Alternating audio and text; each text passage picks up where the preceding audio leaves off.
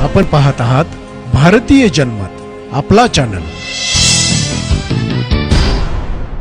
नमस्कार, मी मानसी धामणसकर। आपण पाहत आहात भारतीय जनमत न्यूज। नजर टाकूया त्याच्या ठळक घडामोडींवर। मराठमोळा नेमबाज स्वप्नील कुसे याने पॅरिस ऑलिम्पिक 2024 मध्ये 50 मीटर 3 पोझिशन प्रकारात कांस्य पदक पटकावून इतिहास रचला। स्वप्नील पुण्यात दाखल झाल्यानंतर स्वप्नीलची जंगी मिरवणूक काढण्यात आली। त्याचबरोबर त्याने श्रीमंत दगडूशेठ गणपतीचेही दर्शन घेतले आहे।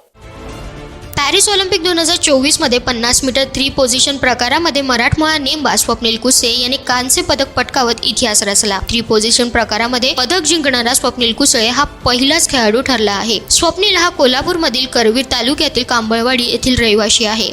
हा पॅरिसवरून पुण्यात दाखल झाला। यावेळी स्वप्नीलचं पुणे विमानतळावर आणि पुणे शहरात जल्लोषात स्वागत करण्यात आलं। त्यानंतर स्वप्नीलने पुण्यातील श्रीमंत दगडूशेठ हलवाई गणपतीचे दर्शन घेतलं आणि आरती देखील केली। नेमबाज स्वप्नील कुसे याने पहिल्याच ऑलिम्पिकमध्ये भारतासाठी कांस्य पदक जिंकून इतिहास रचला। यानंतर स्वप्नील पुण्यात दाखल झाल्यानंतर स्वप्नीलची जंगी मिरवणूक काढण्यात आली। पुण्यात स्वप्नीलने काही दिवस नेमबाजीचा सराव केला होता। त्यामुळे स्वप्नील पुण्यात दाखल झाल्यानंतर पुण्यातील बालेवाडीमध्ये ढोल ताशांच्या गजरात स्वप्नीलची जंगी मिरवणूक काढण्यात आली।